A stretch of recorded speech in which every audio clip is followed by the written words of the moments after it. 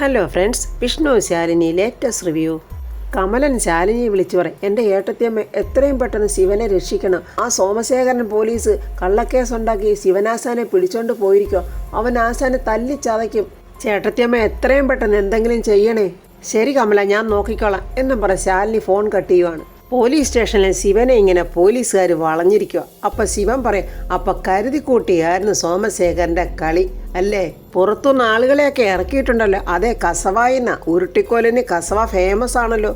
അപ്പോൾ സോമശേഖരൻ നിങ്ങളോട് ഒരു കാര്യം പറയാൻ മറന്നുപോയി കാണും. അതായത് ഈ ശിവൻ്റെ ജനനം പോലീസുകാരുടെ കൈകൊണ്ട് എനിക്ക് മരണം കിട്ടില്ലെന്ന് എനിക്കൊരു വരം കിട്ടിയിട്ടുണ്ട്. പകരം പോലീസുകാരെ കൊല്ലുവെന്നുമുണ്ട്. പക്ഷെ അതിന് കണക്കൊന്നും പറഞ്ഞിട്ടുമില്ല. എടാ, നിന്റെ നാവാണ് നിന്റെ ആയുധമെന്നാ സോമശേഖരൻ സാറ് ഞങ്ങളോട് പറഞ്ഞത്. അതുകൊണ്ട് ആദ്യം അത് തന്നെ ചവിട്ടിപ്പിഴുതെടുക്കണമെന്നും പറഞ്ഞിട്ടുണ്ട്. ഒരു കൂസലും ഇല്ലാതെ നമ്മുടെ ശിവൻ പറയും, എന്നാൽ നമുക്കങ്ങ് തുടങ്ങിയാലോ. ഈ വേവിച്ച് വെച്ചതൊക്കെ വെറുതെ കഴിക്കാതെ വളിപ്പിച്ച് കളയുന്ന എന്തിനാ? പോലീസുകാരെ തല്ലുന്ന നിന്റെ ഈ ഹോബി ഉണ്ടല്ലോ, അതുകൊണ്ട് നിന്റെ കൈയും കാലും അങ്ങ് തല്ലി ഒടിക്കാൻ പോവാ. പിന്നീട് അത് കഴിഞ്ഞിട്ട് നെഞ്ചും കൂട് പൊട്ടിച്ചോണ്ടുള്ള ഒരു പണിയുണ്ട്. അത് കഴിഞ്ഞ് 6 മാസം കഴിയുമ്പോഴത്തേക്ക് നീ ഭിത്തിയിൽ അങ്ങ് പടവായിട്ട് കയറും. ഒരു രക്തപുഷ്പത്തിന്റെ മാലയോ അതിൽ ചാർത്തി വീടിനൊരു അലങ്കാരമായിട്ട് ഞങ്ങൾ നിന്നെ അങ്ങ് മാറ്റും. ആഹാ, 6 മാസം ഉണ്ടോ? ഞാൻ വിചാരിച്ചു എൻ്റെ ആയുസ് താണ്ടി ഇവിടെ ഈ സെക്കൻഡിൽ അങ്ങ് തീർക്കുമെന്ന്. പിന്നൊരു കാര്യം ശിവൻ പറഞ്ഞേക്കാം, നീയൊക്കെ എന്നെ അടിക്കുവാണെങ്കിൽ എന്നെ അങ്ങ് കൊന്നേക്കണം. അല്ലാതെ വിട്ടിട്ടുണ്ടെങ്കിൽ നിന്റെയൊക്കെ വീട്ടിൽ ഇരിക്കപ്പിണ്ടം വെക്കാനെ പിന്നെ ബംഗാളികളെ കൊണ്ടുവരേണ്ടി വരും. എന്നാ പിടിച്ചോടാ ഒരു കിണ്ണം കച്ചി അടിയെന്നും പറഞ്ഞ ഒരുത്തനോട്ട് കൈ നീട്ടി വരികയും ശിവൻ ആ കൈ പിടിച്ച് ഓടിച്ചൊരു ഒറ്റ ഏറവനെ. വീരസാഹസം കാണിക്കാനായിട്ട് വേറൊരുത്തൻ താണ്ട് നെഞ്ചും വിരിച്ച് വരുന്നുണ്ട്. അവനും കിട്ടി പള്ള നോക്കിയൊരിടി. അത് പോരാഞ്ഞിട്ട് വേറെ 2 പേര് ശിവനെ ഇങ്ങനെ അനങ്ങാൻ വയ്യാതെ പിടിച്ചു നിർത്തുകയും അവരെ തെറിപ്പിച്ചൊരൊറ്റ ഏറ് ശിവൻ. അങ്ങനെ ഓരോരുത്തരും മുക്കിനും മൂലയ്ക്കും തെറിച്ച് വീഴുന്നുണ്ട്. തെറിച്ച് വീണവരിൽ പലരും പതുക്കെ എഴുന്നേറ്റ് വരുന്നുണ്ട് ശിവനോട് ഏറ്റുമുട്ടാൻ. എന്നാൽ ശിവൻ വിടുവോ? ശിവൻ നാണ്ട വെച്ച് പറപ്പിക്കുവന്നവരെ. അടികൊണ്ട് ഇടികൊണ്ട് വീണവർ അയ്യോ കിയോ എന്നൊക്കെ പറയുന്നതായിട്ട് അത് കേട്ടോണ്ട് താണ്ട സോമശേഖരൻ അങ്ങോട്ട് ഡാ എന്നൊരു അലർച്ചയോടെ വരുവാണ്. അപ്പോഴേക്കും താഴെ കിടന്നവന്മാർ എഴുന്നേറ്റ് ശിവനെ വട്ടം അങ്ങ് പിടിച്ചവനെ ലോക്ക് ചെയ് എന്നും പറഞ്ഞ് ആ കൈവേലങ്ങെടുത്തുണ്ടെന്ന് ശിവനെ ലോക്ക് ചെയ്യാൻ പോവാണ്. ശിവൻ അനങ്ങാൻ വയ്യാത്ത വിധം 2 കൈയും അങ്ങോട്ടും ഇങ്ങോട്ടും പിടിച്ച് ലോക്ക് ചെയ്ത് വെച്ചിരിക്കുവാണ്. സോമശേഖരൻ വീരത്തോടെ പറയും, എടാ, ഓടുന്ന പെട്ടിക്ക് 1 മുഴ മുമ്പേ കുരുക്കെറിയണം. മതം പൊട്ടി വരുന്ന മതയാനിക്ക് വാരിക്കുഴി പോരാ, മയക്കുവെടി തന്നെ വേണം. അപ്പോൾ പിന്നെ നിന്നെപ്പോലെ ഒരുത്തനെ പൂട്ടാൻ ഇതേ മാർഗമുള്ളൂ. ഞാൻ സർവീസിൽ നിന്ന് അങ്ങ് പോയാലും സാരമില്ല, നിന്നെ ഒതുക്കിയിട്ടേ ഞാൻ പോകും. എടാ, കെട്ടിയിട്ടിട്ടാണോടാ നീ ആണത്വം കാണിക്കുന്നത്? നിന്നെ തീർക്കുക എന്നൊരു ലക്ഷ്യം മാത്രമേ ഉള്ളൂ. ലക്ഷ്യം മാർഗത്തെ സാധൂകരിക്കുമെന്നല്ലേ പറയാറുള്ളത്. ഇനി നീ കാണാൻ പോകുന്ന പോലീസ്മാർ എന്നും പറഞ്ഞ് ഓരോരുത്തരും ശിവനെ ഇട്ട് അടിക്കുവാണ്. ഈ സമയത്ത് ശാലിനി റസാഖ് പോലീസിനെ ഫോൺ ചെയ്തിട്ട് ചോദിക്കും, സോമശേഖരനെ കയറൂരി വിട്ടിരിക്കുവാണോ? അയാൾ യൂണിഫോമിന്റെ ബലത്തിൽ എന്തൊക്കെ പോക്രിത്തരങ്ങളായി കാണിച്ചു കൂട്ടുന്നത്? മാഡം, ശിവനെ അറസ്റ്റ് ചെയ്ത കാര്യമാണെങ്കിൽ അവനെതിരെ വളരെ ശക്തമായിട്ടുള്ള പരാതിയുണ്ട്. അവൻ്റെ അച്ഛൻ്റെ ഭാഗത്തുനിന്ന്. അവനിപ്പോൾ കൊല്ലാൻ നോക്കിയത് സ്വന്തം അച്ഛനെ തന്നെയാ മാഡം. അത് റസാഖ് വിശ്വസിക്കുന്നുണ്ട്. SI സോമശേഖരൻ വിറ്റ്നസ് സഹിതമാണ് കേസ് രജിസ്റ്റർ ചെയ്തിരിക്കുന്നത്. ഇതിൽ മഹേന്ദ്രന് പരാതി ഒന്നും ഇല്ലെന്ന് പറഞ്ഞെങ്കിലും സോമശേഖരനെ ശിവൻ കയ്യേറ്റം ചെയ്തു. പോലീസുകാരെ കയ്യേറ്റം ചെയ്താൽ അതൊരു ക്രിമിനൽ കുറ്റം തന്നെയാണ് മാഡം. പോലീസുകാർ പിന്നെ വെറുതെ ഇരിക്കില്ലല്ലോ. റസാഖിന് ഇപ്പോൾ ഇതിൽ എന്തെങ്കിലും ചെയ്യാൻ പറ്റുമോ ഇല്ലയോ അതെനിക്ക് അറിഞ്ഞാൽ മതി. സോറി മാഡം, ഒന്നും പറ്റില്ല. മുകളിൽ നിന്ന് നല്ല പ്രഷറുണ്ട്. പിന്നെ ശിവന്റെ കയ്യിൽ നല്ല ഗുരുതരമായ ഫോൾട്ടും ഉണ്ട്. ഈ കേസിൽ ശിവൻ കാണിച്ചിരിക്കുന്ന മുഴുവൻ റോങ്ങാണ്. ശരി, എങ്കിലും നീ എൻ്റെ വഴി ഞാൻ നോക്കിക്കോളാം എന്ന് പറഞ്ഞ് ശാലിനി ഫോൺ കട്ട് ചെയ്തിട്ട് പെട്ടെന്ന് കമലനെ വിളിച്ചിട്ട് പറഞ്ഞു, എനിക്ക് നിന്നെ ഉടനെ ഒന്ന് കാണണം. ഡെയ്സിയോട് ആംഗ്ലയുടെ വാതിക്കൽ ഇങ്ങനെ ആരെയോ പ്രതീക്ഷിച്ച് നിൽക്കുക. ഡെയ്സി പറയുക, കാണുന്നില്ലല്ലോ. വരുമെന്നല്ലേ പറഞ്ഞത്. അപ്പോൾ ഒരു കാർ അങ്ങോട്ട് വരുന്നുണ്ട്. കാറിൽ നിന്ന് മഹേന്ദ്രനും ഭാര്യയും മോൾ ചന്ദ്രയും ഇറങ്ങുവാണ്. അപ്പോൾ ഡെയ്സിയോട് ആങ്ങളെയും വന്നിരിക്കുന്നത് മഹേന്ദ്രന്റെ വീട്ടിലാണ്. മഹേന്ദ്രൻ ചോദിക്കും, നിങ്ങൾ വന്നിട്ട് അധിക നേരമൊന്നും ആയില്ലല്ലോ, ഡിസ്ചാർജ് ആയെങ്കിലും ബില്ല് കിട്ടാൻ താമസം, വാ നിങ്ങൾ അകത്തിരിക്കാം എന്നിങ്ങനെ മഹേന്ദ്രൻ സ്നേഹത്തോടെ വിളിക്കുന്നുണ്ട്. ഡെയ്സി ഒന്നും അറിയാത്തോളെ പോലെ മഹേന്ദ്രനോട് ചോദിക്കുന്നു, ഇപ്പൊ എങ്ങനെയുണ്ട്? പുറമേ കാണുന്നതിനല്ലേ ഡോക്ടർമാർക്ക് ചികിത്സിക്കാൻ പറ്റൂ, അകത്തുള്ളതിനൊക്കെ ഡോക്ടർമാർക്ക് ചികിത്സിക്കാൻ പറ്റില്ലല്ലോ എന്നിങ്ങനെ മഹേന്ദ്രൻ പറയുക. ചികിത്സയില്ലാതെ അസുഖം ഉറപ്പാക്കുന്ന മരണം ക്യാൻസർ ആണെന്ന് പറയുന്നു. പക്ഷെ അതിനേക്കാളൊക്കെ ഭീകരമാണ് സ്വന്തം മക്കളിൽ നിന്നുണ്ടാകുന്ന അവജ്ഞയും അവഗണനയൊക്കെ അനുഭവിച്ച് ജീവിക്കുന്നത്. എനിക്കിപ്പോഴുള്ള ഏക അസുഖം എൻ്റെ മക്കളെ കുറിച്ചുള്ള ആദിയാണ്. അവരുടെ ജീവിതം ഇനി എങ്ങനെയാകും എന്നോർത്തുള്ള ആദ്യമൊന്നുമല്ല. ഇനിയും എന്നോട് എന്തൊക്കെ ക്രൂരതകളാണ് കാണിക്കാൻ പോകുന്നതെന്ന് ഓർത്തുള്ള ആദ്യ. ജീവനോടെ കൊന്നു കുഴിച്ചു മൂടാതിരുന്നാൽ മതിയായിരുന്നു. മഹിയേട്ട, അധികം സംസാരിക്കേണ്ട, ഡോക്ടർ പറഞ്ഞതല്ലേ. എടി, അയാൾക്ക് അങ്ങനെ പലതും പറയാം. എന്റെ അവസ്ഥ എനിക്കല്ലേ അറിയാൻ പറ്റൂ. ആരാണ് രാത്രിയിൽ വന്ന് കഴുത്ത് ഞെരിച്ച് കൊല്ലുന്നതെന്നറിയാൻ ഉറക്ക വിളച്ച് കാത്തിരിക്കേണ്ട അവസ്ഥയാ എനിക്ക്. അതിന്റെ കാരണം എന്താണെന്നറിയോ? ശത്രു പുറത്തല്ല, അകത്ത. അപ്പൊ കൂടെ കിടക്കുന്ന ഭാര്യയെ വരെ സംശയിക്കണം. എന്തൊക്കെയാ മഹിയേട്ടായി വിളിച്ചു പറയുന്നത്? ആരെക്കുറിച്ച് പറയുന്നത്? അങ്ങനെ വല്ല ചിന്തയും മഹിയേട്ടനുണ്ടോ? പഞ്ചപാപത്തെ പോലെ ഡെയ്സി പറ. അച്ഛൻ പറയട്ടമ്മേ, അച്ഛൻ്റെ മനസ്സിലിരിക്കുന്ന വിഷമം അങ്ങനെങ്കിലും പറഞ്ഞു തീർക്കട്ടെ.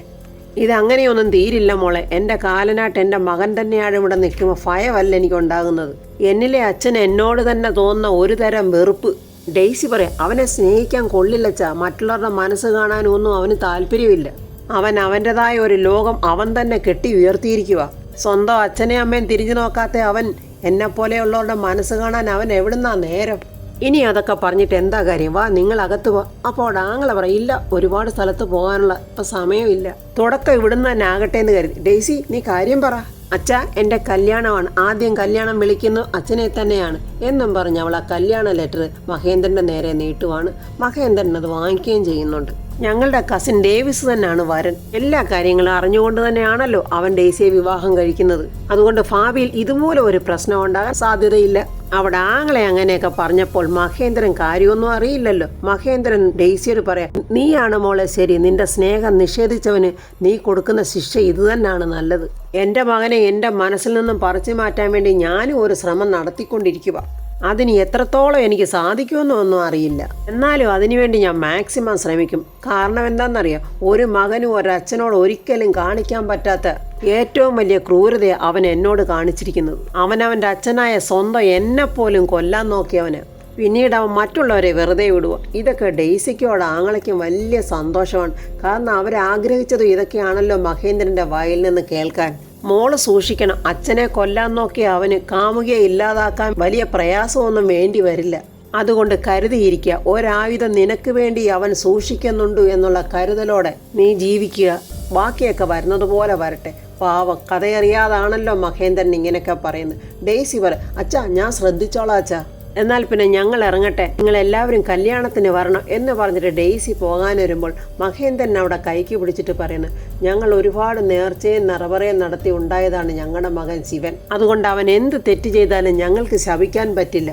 ഡെയ്സി പറയാം, അച്ഛനെ കൊല്ലാൻ വന്ന മകനോട് അച്ഛൻ ക്ഷമിക്കാം, പക്ഷെ മറ്റുള്ളവരോട് ക്ഷമിക്കാൻ പറയരുത്. കാരണം പക അത് പകരം വീട്ടിൽ തന്നെ തീർക്കാനുള്ളതാ. ഈ സമയം പോലീസ് ലോക്കപ്പിൽ ശിവൻ ആകെ തകർന്നിരിക്കുവാണ്. ശരിക്കും അവന്മാരെടുത്തിട്ട് അടിച്ചെന്ന് തോന്നുന്നു ശിവനെ. ശാലിനി കമലന്റെ ഓട്ടോയായിട്ട് സജീവന്റെ വർക്ക്ഷോപ്പിൽ വന്നിരിക്കുക. കമലനെ കണ്ടുകൊണ്ട് സജീവൻ പറയും, ഇവിടെ ഓട്ടോ സർവീസ് ചെയ്യത്തില്ലല്ലോ. അയ്യോ, ഇവിടെ ഓട്ടോ പണിയാൻ കൊണ്ടുവന്നതല്ല, ഞാനിവിടെ വന്ന സോമശേഖരൻ സാറ് പറഞ്ഞിട്ടാ. വണ്ടി വല്ലതും പൊളിക്കാനോ? അല്ല, നാണ്ട കാശ് തരാൻ വന്നതാ. കമലന്റെ കയ്യിൽ നിന്ന് കാശ് വാങ്ങിയിട്ട് സജി പറയാ, ഓ അപ്പൊ സാക്ഷിയാ. സാറിനോട് ഞാൻ പറഞ്ഞിട്ടുള്ള ഇതുപോലത്തെ നക്കാപ്പിച്ച കേസിനൊന്നും എന്നെ ഇടപെടുത്തരുതെന്ന്. നമ്മുടെ സമയവും പോവും, കയ്യിലൊന്നും തടയത്തുമില്ല. കമലം പറയാം, ഇത് സംഗതി പുളിങ്കൊപ്പ് തന്നെയാ.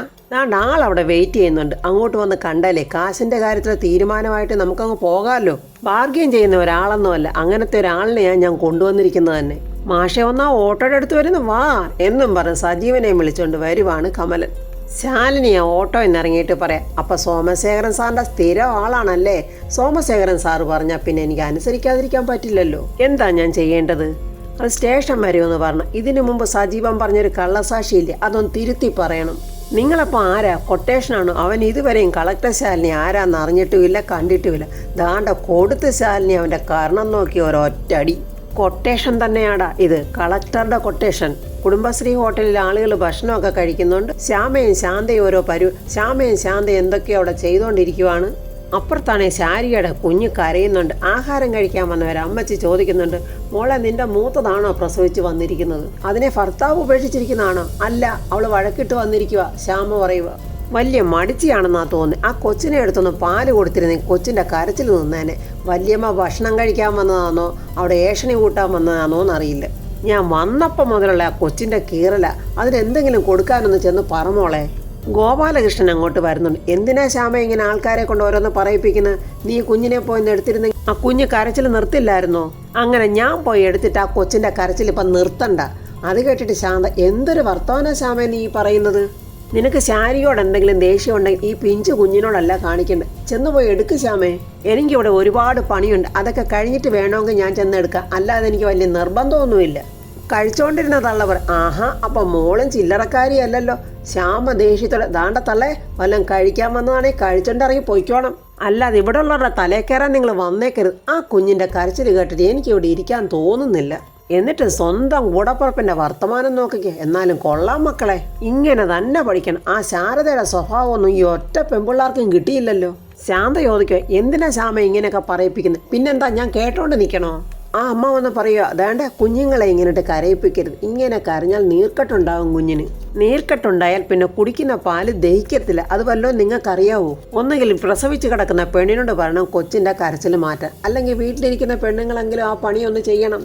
ഇന്നാ ഞാൻ തിന്നതിൻ്റെ കാശ്. ഇതൊന്നും എനിക്കിവിടെ കണ്ടുകൊണ്ട് നിൽക്കാൻ പറ്റില്ല. ചൊറിഞ്ഞു കയറി പിന്നെ ഞാൻ വായി തോന്നിയൊക്കെ പറഞ്ഞെന്നിരിക്കും. പിന്നെ മുഖത്ത് നീരും വെള്ളമൊക്കെ വെച്ചിട്ട് കാര്യമില്ല.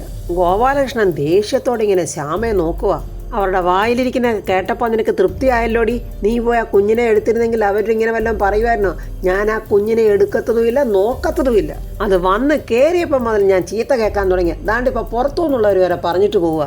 ശാന്ത പറയാം, വാശിയും വൈരാഗ്യം ആ കുഞ്ഞിനോട് എടുക്കുന്ന എന്തിനാ ശ്യാമേ? അത് ജനിച്ചു പോയില്ലേ, ഞാൻ പോയി ആ കുഞ്ഞിനെ എടുത്തോളാം. ഇവിടെ കരഞ്ഞ് ജീവിക്കാനായിരിക്കും ആ കൊച്ചിൻ്റെ വിധി എന്നും പറഞ്ഞ് ശാന്ത കുഞ്ഞിനെ എടുക്കാനായിട്ട് പോവുക. ഗോപാലട്ടൻ ശ്യാമയോട് പറയാം, എടീ നീ കുറച്ച് മയത്തിലൊക്കെ ആളുകളോട് സംസാരിക്കാൻ നോക്ക്, അല്ലെങ്കിൽ പിന്നെ ആരും ഈ കടയിലോട്ട് തിരിഞ്ഞു പോലും നോക്കത്തില്ല. ശാരിയ കുഞ്ഞിനോട് പറയാം, നിനക്കിങ്ങനെ വെറുതെ ഇരുന്ന് കരഞ്ഞാൽ മതിയല്ലോ മോളെ. ഇവിടെ ഉള്ളവരുടെയൊക്കെ ചീത്ത കേൾക്കുന്ന മുഴുവൻ ഞാനാ. നിന്റെ അച്ഛൻ ഇതൊന്നും അറിയുന്നില്ലല്ലോ. നിന്നെ ഒന്ന് കാണണമെന്ന് പോലും അയാൾക്കില്ല. പിന്നെ മറ്റുള്ളവരെ പറഞ്ഞിട്ട് എന്താ കാര്യം? സ്വന്തം തന്തയ്ക്കില്ലാത്ത ദണ്ണം മറ്റുള്ളവർക്ക് എങ്ങനെ ഉണ്ടാകാനാ? ഇതെല്ലാം കേട്ടോണ്ട് ശാന്ത അങ്ങോട്ട് വന്നിട്ട് കുഞ്ഞിനെ മേടിച്ചിട്ട് പറയാം, കൊള്ളാം ശാരി, ഇതൊക്കെ പൊടിക്കുഞ്ഞിനെയാണോ പറഞ്ഞു കേൾപ്പിക്കുന്നത്? ഞാൻ പിന്നെ എന്ത് ചെയ്യണം ശാന്തേച്ചി? ഞാൻ പ്രസവിച്ചു പോയില്ലേ, എൻ്റെ കുഞ്ഞിനെ എനിക്ക് കഴുത്തി ഞെരിച്ച് കൊല്ലാൻ പറ്റുമോ? ഇപ്പോഴാ ശാരദാമ്മ ഇവിടെ ഇല്ലാത്തതിൻ്റെ കുറവറിയുന്നു. അത് ഏറ്റവും കൂടുതൽ അറിയാൻ പോകുന്നത് നീയും ഈ കുഞ്ഞുമാ. ഈ കുഞ്ഞൊരു പെണ്ണാണെങ്കിൽ അതിനെ രാജകുമാരിയെ പോലെ വളർത്തണമെന്ന് ആഗ്രഹിച്ചാ ശാരദാമ്മ ഇരുന്നത്. ഇപ്പോഴീ കുഞ്ഞിനെ ഒന്ന് എടുക്കാൻ പോലും ആരും ഇല്ലാതായി. ശാരിക ദേഷ്യത്തോടെ പറയാം, അയാളെ ഞാനങ്ങനെ വെറുതെ വിടാനൊന്നും പോകുന്നില്ല. മറ്റൊരു പെണ്ണിനോടൊപ്പം ജീവിക്കുമല്ലേ, ജീവിക്കട്ടെ, എല്ലാത്തിനും ഒരു തിരിച്ചടി ഉണ്ടാവുമല്ലോ. അന്ന് ഞാൻ അയാളെ കൊണ്ട് വിളിച്ച് പറയിപ്പിക്കും ചെയ്തു വെച്ച പാവങ്ങൾ ഓരോന്നും. ശിവനെയാണെങ്കിൽ കാട്ടാളന്മാർ കണ്ടമാനം ഉപദ്രവിച്ച ലക്ഷണമുണ്ട്. ശിവനൊന്ന് എഴുന്നേക്കാൻ പോലും പറ്റുന്നില്ല. സോമശേഖരൻ എന്തൊക്കെ എഴുതി റസാക്കിൻ്റെ കൊടുത്തിട്ടുണ്ട്. ഇതിൽ പറഞ്ഞിരിക്കുന്നതൊക്കെ സത്യമാണോ? ശരിയാണ് സാർ, എല്ലാം വിശദമായി അന്വേഷിച്ചിട്ടാണ് ഞാൻ റിപ്പോർട്ട് തയ്യാറാക്കിയിരിക്കുന്നത്. ഇതൊക്കെ ശിവൻ കാണുന്നുണ്ട്. ദാണ്ട കളക്ടർ ശാലിനിയുടെ വണ്ടി അങ്ങോട്ട് വരുന്നുണ്ട്. സോമശേഖരൻ കള്ളസാക്ഷി പറയിച്ച സജീവനെയും കൊണ്ടാണ് ശാലിനി വരുന്നത്. ശാലിനിയെ കണ്ടതും റസാക്കും സോമശേഖരനും എഴുന്നേറ്റ് സല്യൂട്ടൊക്കെ ചെയ്യുന്നുണ്ട്. ശാലിനി അങ്ങനെ നോക്കുമ്പോൾ ശിവൻ ഇങ്ങനെ തളർന്നു നിൽക്കുക. കമ്പിയിടകളിൽ പിടിച്ചോണ്ട് സജീവൻ ശിവനെ നോക്കുന്നുണ്ട്, ശിവൻ സജീവനെ നോക്കുന്നുണ്ട്. റസാക്ക് ശാലിനിയോട് ചോദിക്കുക, എന്താ മേഡം ഒരു മുന്നറിയിപ്പില്ലാതാണല്ലോ കാര്യങ്ങളൊക്കെ ഇവിടെ നടക്കുന്നത്? സജീവനെ കണ്ടതും സോമശേഖരൻ ഒരു പതർച്ചയൊക്കെ ഉണ്ട്. ശാലിനി റസാക്കിനോട് പറയാം, ഇരുന്ന് സജീവൻ നല്ല ഒന്നാന്തരം മെക്കാനിക്കാ. അതും കൂടാതെ നല്ലൊരു ആശ്രിതനുമാണ്. ഇവൻ്റെ യജമാനന് വേണ്ടി ഇവൻ എന്തും ചെയ്യും. കള്ളസാക്ഷി വരെ പറയും. ഒന്ന് വിശദമായിട്ട് ചോദ്യം ചെയ്താൽ ഇനി അറിയാത്തത് പലതും കൂടെ അറിയാൻ പറ്റും. ഇനി ഇവൻ്റെ യജമാനൻ ആരാണെന്ന് പറയട്ടെ, SI സോമശേഖരൻ. അയ്യോ മേഡം എന്തൊക്കെയാ പറയുന്നത്? എനിക്ക് ഇയാളെ അറിയാൻ പാടില്ലെന്ന് മാത്രം പറഞ്ഞേക്കരുത്. ഇവൻ എല്ലാ കാര്യങ്ങളും ഛർദ്ദിച്ചു. നീ എന്താണ് പറയാനുള്ളതെന്നൊക്കെ ഏമാന്മാരൊന്ന് കേൾക്കട്ടെ, പറഞ്ഞു കൊടുക്ക്. സജീവൻ പറയാം, മഹേന്ദ്രൻ സാറിനെ കൊല്ലാനായിട്ട് കുഴിയിലോട്ട് ഇട്ടെന്ന് ഞാൻ പറഞ്ഞത് സോമശേഖരൻ സാറ് പറഞ്ഞിട്ടാ. റസാക്ക് ദേഷ്യത്തോടെ സോമശേഖരന് ചോദിക്കുക, എന്തൊക്കെയാടോ ഞാൻ ഈ കേൾക്കുന്നത്? സർവീസ് പിരിഞ്ഞ് തനിക്ക് മര്യാദയ്ക്ക് അങ്ങനെ പോകാൻ പറ്റുമോ? തൊപ്പി പോയാലേ തലയും മുട്ടയടിച്ച് വല്ല കാശിയിലോ രാമേശ്വരത്തോ പോകേണ്ടി വരും. നാട്ടിലെന്തായാലും തന്നെ ശത്രുക്കൾ വെറുതെ വിടുമെന്ന് തോന്നുന്നില്ല. അതിനു മാത്രം താൻ സർവീസിലിരിക്കുമ്പം തന്നെ ചെയ്ത് കൂട്ടിയിട്ടുണ്ടല്ലോ. അയാളെ ഇനി ഇറക്കി വിടണോ എന്ന് ശിവനെ നോക്കി പറയുക. സോമശേഖരനപ്പോൾ അവിടെ നിന്ന് പോലീസുണ്ട്, അയാളെ ഇറക്കി വിട്. വേണ്ട, ശിവനെ താൻ തന്നെ അവിടെ നിന്ന് റിലീസ് ചെയ്താൽ മതി. റസാക്കിൻ്റെ സ്ട്രിക്റ്റ് ആയിട്ടുള്ള ഓർഡറായിരുന്നു. ശിവനാണെങ്കിൽ ഇതെല്ലാം കാണുന്നുണ്ട്. ആ കമ്പിയിഴകളിൽ ശിവനിങ്ങനെ മുറുക്ക പിടിക്കുന്നുണ്ട്. ആ പിടി ഇനി സോമശേഖരൻ്റെ കഴുത്തിലാവുമെന്നാണ് തോന്നുന്നത്. അപ്പോൾ ഫ്രണ്ട്സ്, ശിവന്റെ പ്രതികാരം എന്തായിരിക്കും? ഇനി ശിവന്റെ ശരിയായ താണ്ഡവം തന്നെ സോമശേഖരൻ്റെ നെഞ്ചത്ത് തന്നെ നടക്കും. അപ്പോൾ സോമശേഖരൻ പിടിച്ചു നിൽക്കാനാവാതെ ഉള്ള സത്യങ്ങളെല്ലാം അവൻ തുറന്നു പറയും. ഡെയ്സി കാണിച്ച ക്രൂരതയും ഡെയ്സിക്ക് എന്തിനും ഏതിനും കൂട്ടായിട്ട് നിൽക്കുന്ന സുസ്മിതയുടെ കാര്യം, ഇനി എല്ലാ കാര്യങ്ങളും കലങ്ങി തെളിഞ്ഞ് മഹേന്ദ്രൻ്റെ ചെവിയിലും എത്തും. പറഞ്ഞുപോയ വാക്കുകളും ശപിച്ച വാക്കുകളും ഓർത്ത് മഹേന്ദ്രനും ഭാര്യയും ഇനി കരയാൻ കിടക്കുന്നതേ ഉള്ളൂ. ഇനി ശിവോഹവും ശിവതാണ്ഡവും എല്ലാം നമുക്ക് അടുത്ത റിവ്യൂവിൽ കാണാം. എൻ്റെ ഈ റിവ്യൂ ഇഷ്ടപ്പെട്ട ലൈക്കും കമൻസും, സബ്സ്ക്രൈബ് ചെയ്യാത്തവർ സബ്സ്ക്രൈബ് ചെയ്യണേ.